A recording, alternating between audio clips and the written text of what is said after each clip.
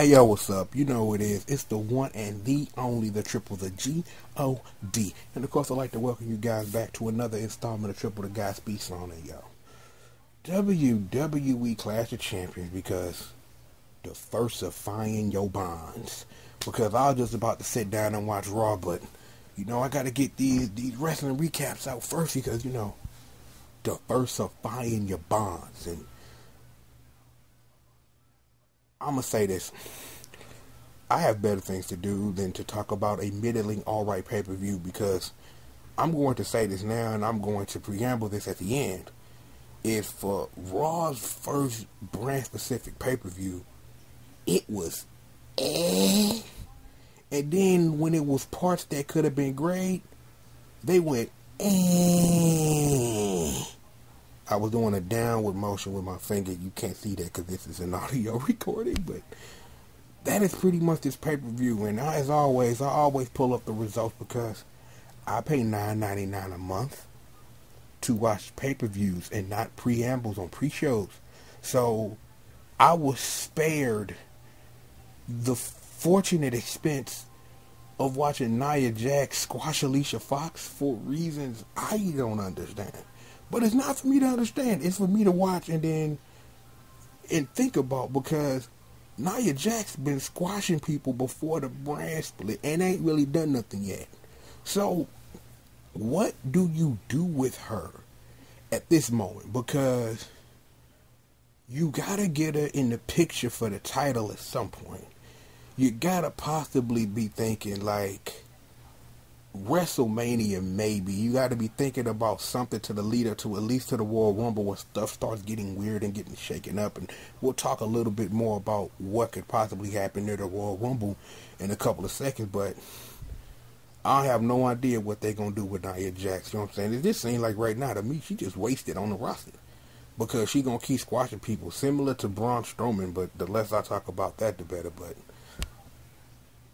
I just hope they do something with her soon. So, it just wanted to see how whatever going to happen, and we'll talk about the women's title match later, about how the division is going to shake out and where Nia Jax is going to fall in that somewhere. But when we get to a point to where we can talk about that, we will. And then the show that I paid for came on. And then the New Day beat Gallows and Anderson. And I really, because again, when I talked about SummerSlam, you know what I'm saying, is that I thought that was the time that you should have put the belts on Gallows and Anderson and give them a run. But the WWE is concerned about numbers and rewriting its history as see fit. New Day ain't dropping the titles to at least the Royal Rumble, and that makes sense to do. And here's why. You get the New Day to beat the reign of, I think, is Demolition at 492 days, right?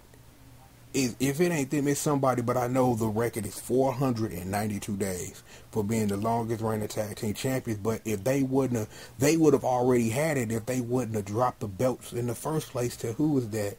I think that was the Primetime Players, if I'm not mistaken. So they'd already had the title, and you could have done something with it then. But they didn't expect Booty-O's, Super Saiyans coming out of boxes, selling all these t-shirts and stuff. But again, like I've said before, New Day don't need the titles other than to gyrate them. As they say, we are the WWE World Tag Team Champions. They don't need the titles. They can still sell Booty-O's, still do all that without the titles around their waist. So again, I see, this is how I'm looking at the picture, like right this second. New Day dropped the titles at the Rumble. They dropped the titles at the Rumble at some point, because the math is what? This is technically down there October, right? Because it will be 401 days. At 401 days as I'm recording this. October, November, December, January is usually when the Royal Rumble happens. So that's 4 months. That's another 120 days. You've been shattered the title. You drop the titles to who? But then you get Enzo and Cass to win them at WrestleMania. Because that just seems like the WrestleMania moment, to see Enzo and Cass come out on the Raw after Mania with them with the tag titles. That's That just seems like the thing that you push Enzo and Cass that hard and get them a WrestleMania moment like that. But we'll see. It's just that the question is that if that's what they gonna do, who they drop the titles to, because Gallows and Anderson, they can't keep fighting a New Day every month and losing because ain't no other tag team on Raw really looking like they can take them on right now. When it's like, if you gonna put Big Cass and Enzo in that spot to win them in Mania, you can't throw them in the title picture now and then them losing the New Day for them to beat the record and then try to put them in their own Mania thinking that we will forget that happened. It's just weirdness. But it's wrestling for your ass. So, New Day beat Gallows and Anderson, beginning, middle, some record, possibly Enzo and Cass at Mania, the end. T.J. Perkins beat Brian Kendrick in what was an amazing match from both men. It's like there was a lot of storytelling at the end of the match. But the thing is that I have to say this. I have to, put this on y'all. If you have not watched the Cruiserweight Classic, you should watch that thing, because that was good. And it's like, I wasn't like thinking about doing like recaps of like wrestling stuff, like while Clash of Champions, while the Cruiserweight Classic was happening, because if it did, I would have done something, and I still might later on, like go through a rewatch of it and go through every match or something, but we'll see. But the Cruiserweight Classic is a must see for any wrestling fan that believe in the pure sport of it. Amazing matches put on by all 32 men in that tournament. Regardless of such, it was a great first defense for T.J. Perkins. Loving that Mega Man, that powered song, by the way. That shit is hot. And it's good to see Brian Kendrick still doing his thing and doing it better than he ever had before. And the headbutt at the end after the match was over, it needed that, because it needed that story, because you want Brian Kendrick coming back for that title. What's going to be interesting, because again, what's going to be interesting is to see how Raw places the Cruiserweights when it comes to scheduling Raw every week going forward from here. It's going to be interesting to see how and where they put the Cruiserweights on TV during Raw. If they'll get time to tell stories and do all that, or they're just going to go in there and just straight wrestle. So it should be interesting to see that dynamic evolve over time. And when we probably more likely than not again, and the Royal Rumble is usually where things start to swerve and turn and stuff like that, where we understand what probably is going to be the end game at WrestleMania. So it should be interesting to see where this goes from here. It's my job. It's the responsibility that I took on.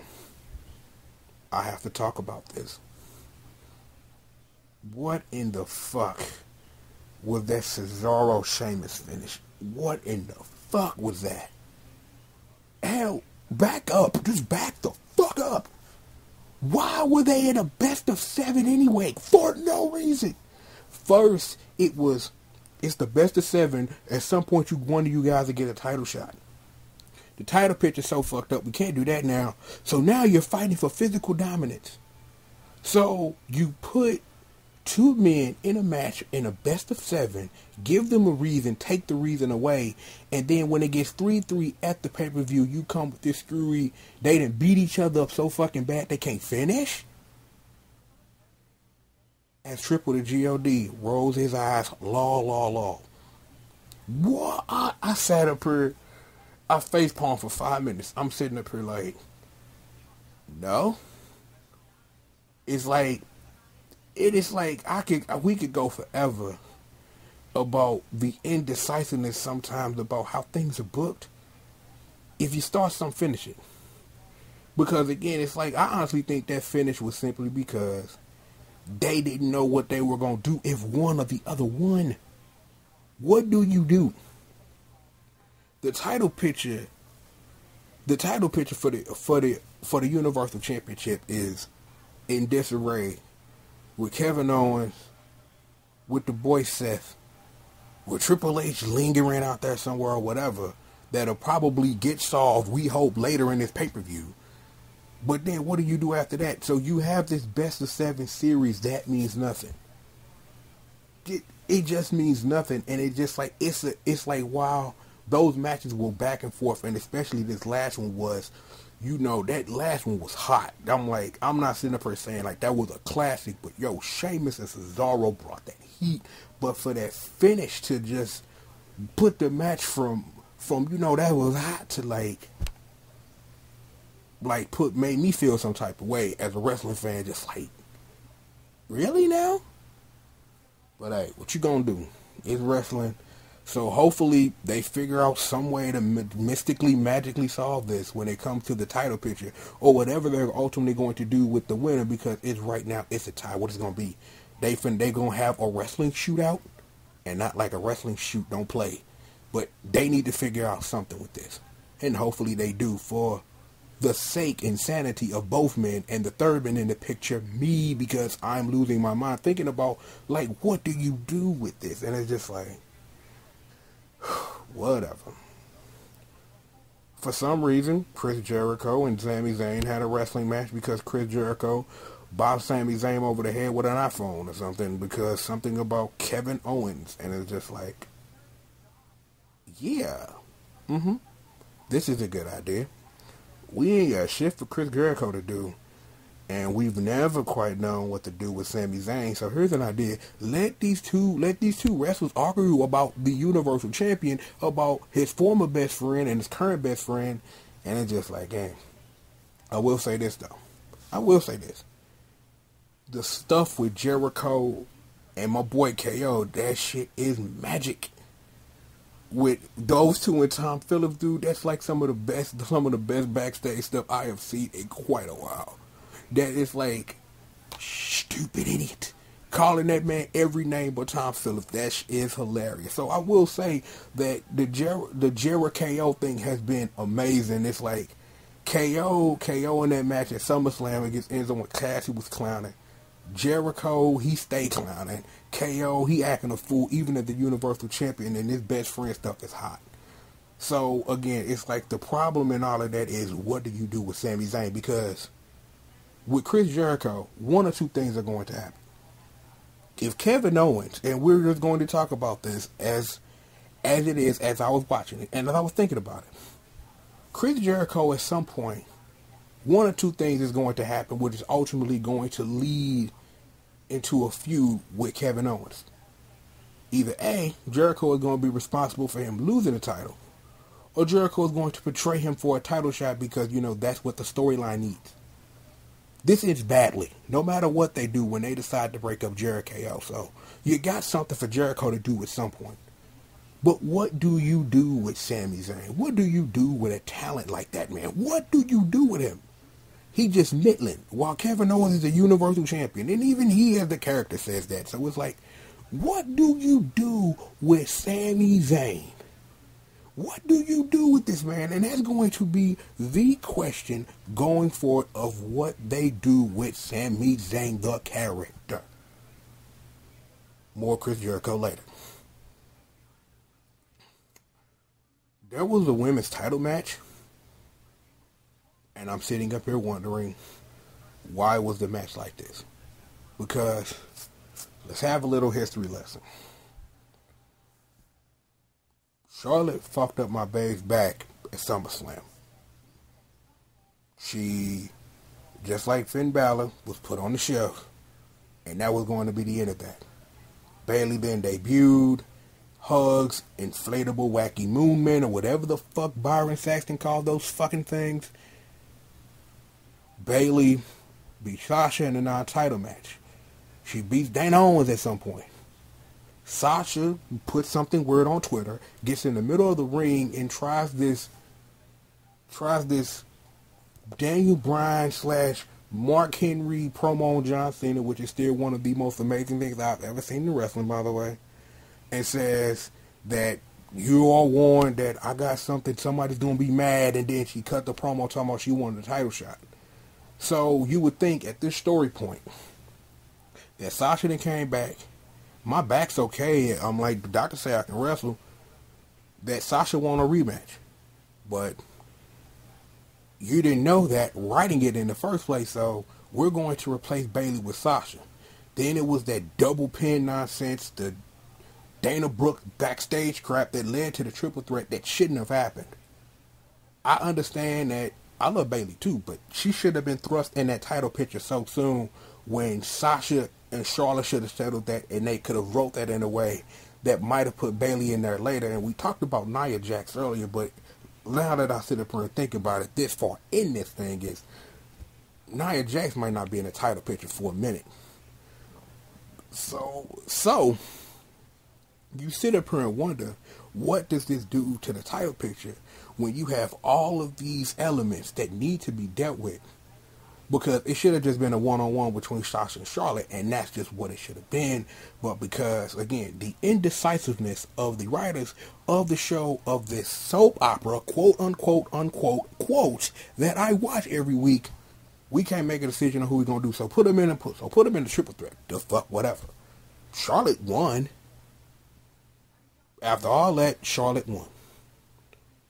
Charlotte pinned Bayley. That was the most sensible finish you could come up with, because Miss Bayley got beat in the middle of the ring. That's what happened. That's the story you tell. So then that still gives Sasha, in a storyline sense, a beeline still to get a shot at the women's title. But then again, you really wonder, when I turn on Raw, when I'm done making this, is what in the hell are they going to do with this? Because Bayley might run out there and complain about Dana Brooke or whatever the hell. But they've got to, Charlotte and Sasha got to get that one-on-one rematch. And then maybe they can get some kind of storyline cohesion going on, because I don't think no one who writes this shit knows what the word means. I'm like, the match, and I'm going to say that the match was like a semi-mess. It's like things are just all over the place, and I'm like, I couldn't even keep up with it. So I don't know. It was a good match, but when it comes to Charlotte, Sasha, and Bayley, as a wrestling fan, I expect better from them. That's not their fault. Shit happen in the ring sometimes, but watching matches and being fans of matches that they are in, I expected a lot better from that women's title match than what I got out of it. It was a good match.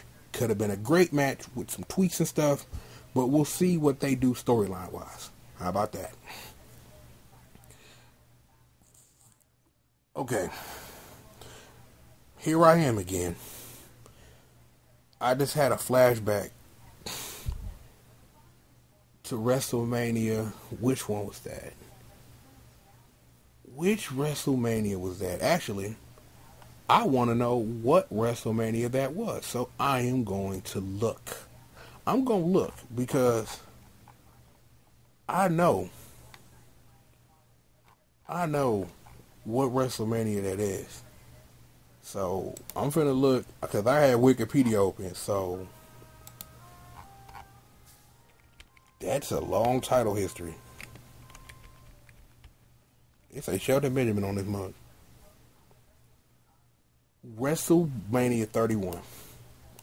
Yeah, that was the night Rusev came out with his hot girlfriend at the time on a fucking tank like the No Limit Soldiers. And John Cena beat his ass clean. Yeah, remember that?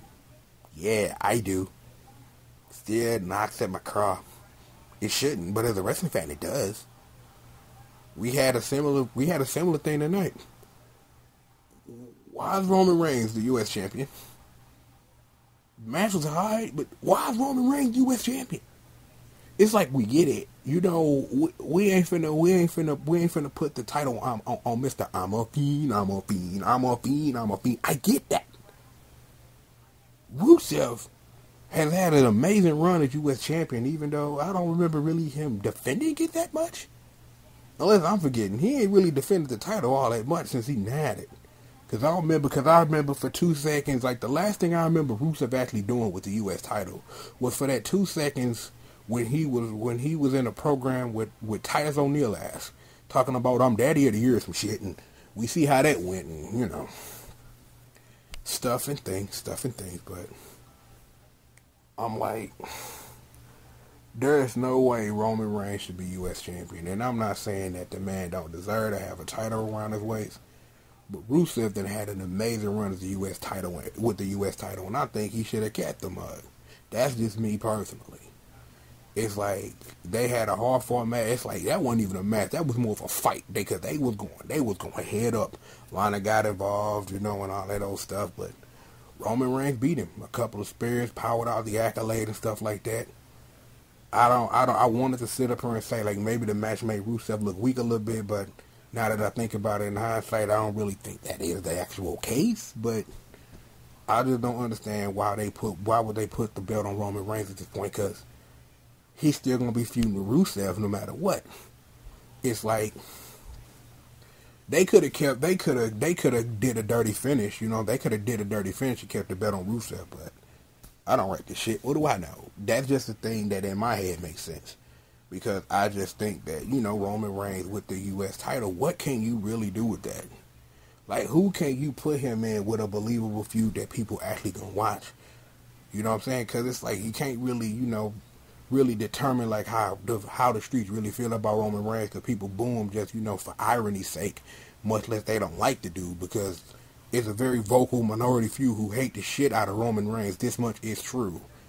But it's like you sit up here and think he gonna be feuding with Rusev for at least one more pay-per-view, but then who do you get him to fuck with after that is the question. So it's going to be interesting to watch that. It'll be interesting to see that dynamic evolve, to see how long they keep the title on Roman Reigns, and how long he gonna be in the doghouse, quote unquote, before he gets back in the title picture and they want to put the Universal title on him, which is probably gonna be a long while. Because you think whenever Finn Balor get back, they gonna give him a run, or they gonna give him a run with it, and Lord knows how long he gonna be out. And by the time he get back, you might see him, depending on how he feel. Finn Balor might make an appearance at the Rumble, and I sit up here and wonder, but we'll answer that question later, because I wonder how the Rumble is going. But the Rumble will probably work the same way as it usually does. Will work the same way that it usually does, but you might have a Chris Benoit situation where somebody on Raw might want to challenge for the world championship or something, but we'll see. KO and Seth Rollins in our main event, and this is the second time I've said this shit. I said this shit on the Backlash joint, and I'm gonna say it now. That match was the bomb until the motherfucking ref bump. I was with you. KO and Seth was going dumpster stupid. And then the ref bump. And then Chris Jericho motherfucking ass. And then Stephanie brings out another referee. And I'm just sitting up here like, fuck this shit. I said that earlier in that women's championship match, but I'm saying it now just to emphasize how I feel about the finish of that match. I was like, fuck. I paused. I'm like, I got up and walked out the room and went and made something to eat, because I don't even want to deal with this shit at the moment. Don't even want to deal with it. No. I'm like, KO and Seth was going dumb. And then that ref bump happened, and every time I see a ref bump in a match that's hot, facepalm, because it's just a natural reaction. Because that was a great match, and it's like, but I understand why it happened. Because you need a legitimate reason for Seth to be in KO's face for a while. And if Seth would have lost clean, that would have been hard to pull off. But because Jericho came out and the ref bump, and Stephanie Goddess McMahon, but another conversation anyhow, is that it just makes sense storyline wise, because KO gonna have the belt for a minute. KO drops the belt. KO will probably drop the belt at maybe Survivor Series, possibly. I'm like, he gonna have a reign, but he gonna drop it to somebody. The question is who. And I don't know if Seth Rollins, because Survivor Series ain't that far away, because Survivor Series is usually like a November pay-per-view. So, Survivor Series, let me see.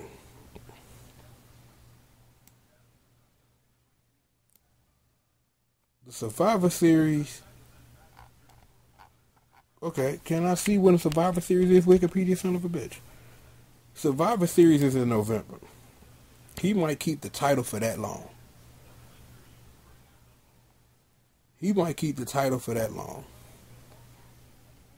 I'm looking at this, like, hold up, because we're going to take a second to look at this.